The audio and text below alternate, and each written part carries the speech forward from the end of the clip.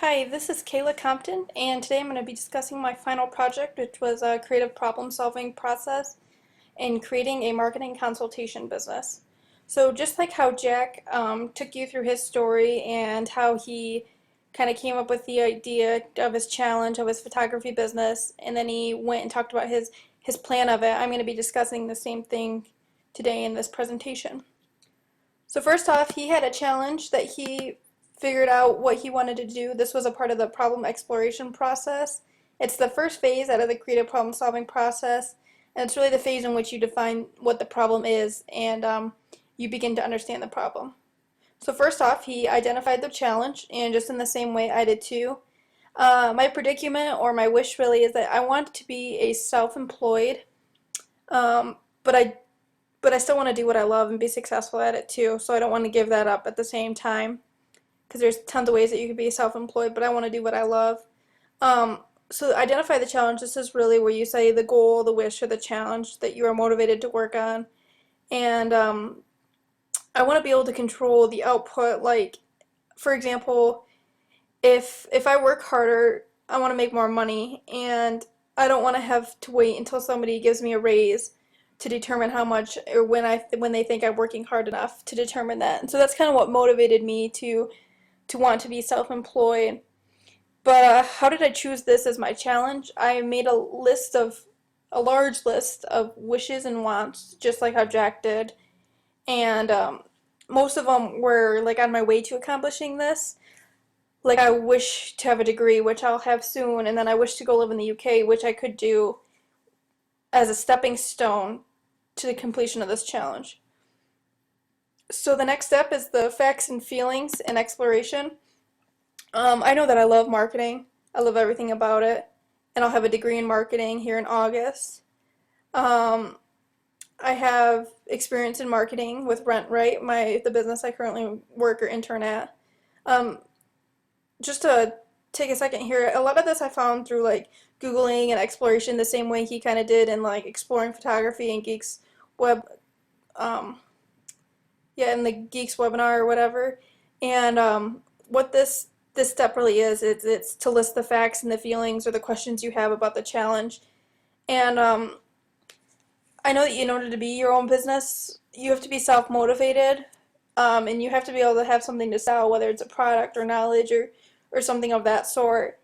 And how I felt about this was I was really unsure how to start my own business in marketing, and so I kind of Googled around a lot, and I was really scared of the risk and the instability. Because I mentioned money earlier, but when you're self-employed, you don't always know when your next paycheck is going to be or when your next client is going to be, so like that kind of scared me too. The next step is the problem framework and reframing, and it's really where there's more. There was really more than these, but these are some of the top choices, and they showed kind of how I went through it and kind of came at my final one, which is the one italicized there. So I did just the same way Jack did. In what ways might I become an entrepreneur, a successful entrepreneur, a successful marketing entrepreneur involved in marketing research, which that one was kind of off topic, but I was still interested in it, and then a marketing consultant, and finally I came up with this self-employed with my own marketing consultant firm. And then I really liked that one, but I didn't want to stop there because maybe something further on would have, would be a better idea. So I went with like the next step was like an owner of a marketing firm. And I had a couple after that. Like I said, this isn't the whole entire list, but it's kind of the gist of it and showed how I went about it. So the next step is actually a new phase, and that's in the brainstorming phase, which is the second phase. And this is really when you think of the ways that you can solve the challenge. So in what ways could I be a self-employed but still do what I love? These are how I'm coming up with thinking how I could solve the challenge. And what you're doing in the fourth step, which is idea generation, is you're really using the question on which ways might I become an self-employed to my own marketing consultant firm, and think of ideas on how I could answer the question. So like I said, this definitely isn't all the entire list, but it's a lot of it, and it kind of shows the different steps. So I thought about like I could do it through social media, through marketing research, through helping marketing majors, like almost in school, like almost like a tutor kind of thing, um, and helping them get new experience. I also thought that I could help people get marketing jobs and help them in the area. And then I thought, well, what if I start like a marketing camp where people come and learn about marketing and the different things? Because like although what we learn in school is very useful, there's no real experience that you learn that you can really take to a job and say, oh, I've done this before. I've updated a business Facebook status, or I've created print ads, or something like that. So that's the fourth step. The next part, this wasn't really part of the creative problem solving process, but I thought it was necessary to do, and I'm really glad I did it because it kind of helps and it lays everything out. And that's the assisters, resistors, and resources. I have a lot of people that I can kind of go to for assistance in this. Like my boss, he knows a lot about marketing and he owns a small business, so he would kind of be able to see where I'm coming from. SVSU professors, I think you, along with anybody else, would be willing to take my questions and help me in any way that they can. SVSU has great faculty for that. I think other marketing students are a good assister that I could kind of bounce ideas off of them and see if they would like doing that or not. And I did a research consultation project for Dr. Garber at CMU University, and my team ended up winning, so he's kind of like on our side, and he said he'd do anything for us if we needed anything in the future. So I think I could like use him, and he owns his own consultation firm too, so I could get some opinions on that. The resistors are going to be other consulting firms in the same market that I would be in. New clients, they might be scared to trust somebody new and pay them a big lump sum, just the same way that the hairdresser Tony was scared of trusting Jax. And then businesses, I think maybe like through word of mouth, they're going to be like, well, who's this newbie trying to come up? So those are the resistors. And the resources are SVSU's marketing department. I could use them, maybe market a little bit with it too. The internet is a huge resource for me. A lot of things I need to know I can find through Google. In LinkedIn, I can really spread the word and gain a credibility through LinkedIn and kind of network as well. So those are the assisters, resistors, and resources.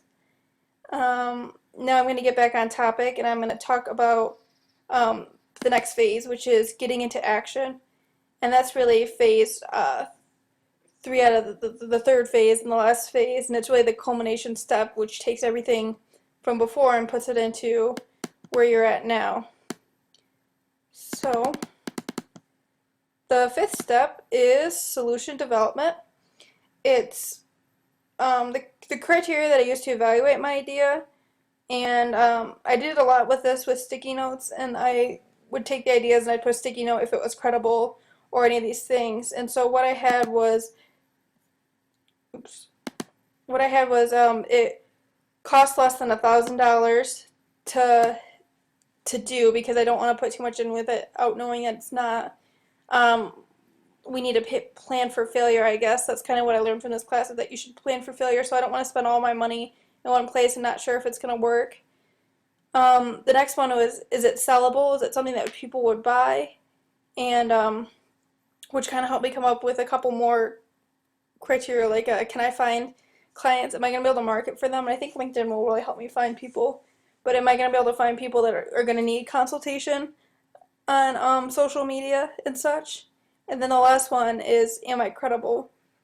And that's so it's what I'm doing is, will people want to buy it from me?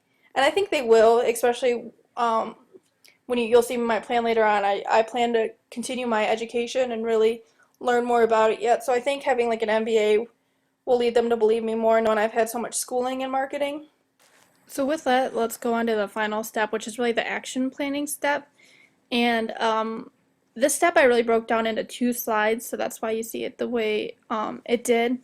And first off, I just want to talk about some of the things that the other outside sources that I used to get opinions on this, which was, first I talked to my boss, and I kind of told him about my idea, and he said that I really need to consider my strengths and experience and where I want to go with being self-employed. he said that I am really strong in the social media aspect because I've done it through experience at RentRight, and I also did a huge project for a class on social media. So he said that he thought that would be a really good strength, and that kind of what led me to the whole thing. And then I also got two opinions from different students in class, and I kind of left them anonymous here just in case this was shown again for their protection. But the first student, she really helped me. We sat down and I brought all my sticky notes of my ideas, and she kind of looked through them and read them, and then she added a couple. And one of the things that I think she really added that really helped me was the marketing camp, and that coming up with like an idea where you can like help different people and like teach them the experience that people don't gain, because she saw like the experience I had at RentRight through social media, and she was like, I wish I had that to take to an employer after this. And so she really helped me get that idea of the marketing camp. And then the second student, through email, we kind of talked about this, and she said, well, people want to buy from me, like what will make them what will make them so interested to buy from me and to choose me over a competitor. So she really helped me think of that, and they helped me on some other minor ways too, but they really helped me ask the challenging questions and showed me a different angle that I didn't suggest. So back to the action planning step. The first part in the action plan was I developed a 1 year, and that was like the next year what I'll be doing, and I'm going to be studying for the GMAT and then taking the GMAT. I have plans to move to DC in September, and I'm starting to look at jobs, and to help gain more experience with the social media, I really want a job that'll focus in on the social media so it can help with my credibility of establishing my business. And then I want to begin applying to grad school, and like I said, that was kind of one of my mini stepping stones too. And once I begin applying to grad school, I want to make sure that I keep up on the marketing knowledge, especially with social media, and ensure that I know what I'm talking about, and I'll continue to know what I'm talking about. So this was really the steps that I'm taking beyond school to help formulate my plan. There's also a 3-year, which this one's a lot more useful. I want to I'll be completed grad school by then if everything goes according to plan. And then I want to create the business out of my residence first, and then eventually maybe get a business in a building or something. And then I want to establish credibility and start doing work experience for people, and I'll have to, like Jack did, charge less and hope that they would buy from me because I'm cheaper than everyone else. And then work on the product, and it's really going to be like what ways the business can improve their marketing through social media efforts. And I'll use social media like Facebook, Twitter, LinkedIn, Constant Contact, along with other print brochures, so they'll be able to see the work I do by me marketing my business as well. Lastly, I want to talk about strength finders and how this really will help me in the future. These are my 5 traits. I'm going to talk about each one. Competition, it's really compared to others, and I think I can do it better than the consulting firms that people are doing already. I think that I will strive to make the most out of my business and to be the best because I'm competitive. The maximizer, that's really polishing. In the book it talks about polishing the pearl until it shines, and that's what I'll do. I'll kind of formulate my plan until I get it perfect. Futuristic, that'll help me like stay up with marketing knowledge. I'll want to know what the future is, what's to become. And it'll keep me pursuing my dream. It'll keep me on track because I dream of a future where I'm self-employed and successful. And I think that'll really be a selling point, is that I imagine a world, I can really use that to sell to people and say, like, imagine a world where you can't sit down because you're so busy, or something like that, and tell them that my marketing efforts can help them achieve their goal. For significance, I want to be recognized and I want to stand out. It said that the significance theme will keep pulling me upward from the mediocre towards exception, and I think that kind of goes along with competitive too. And then communication, I can really get people to feel the need and energize them. So these are the strengths I use, and I think that I will use them to establish my business, and I'm really excited about this plan, and I'm glad we did this project because I think it'll be of use, and I kind of know where I'm going with it. So with that, thank you, and thank you for a great semester.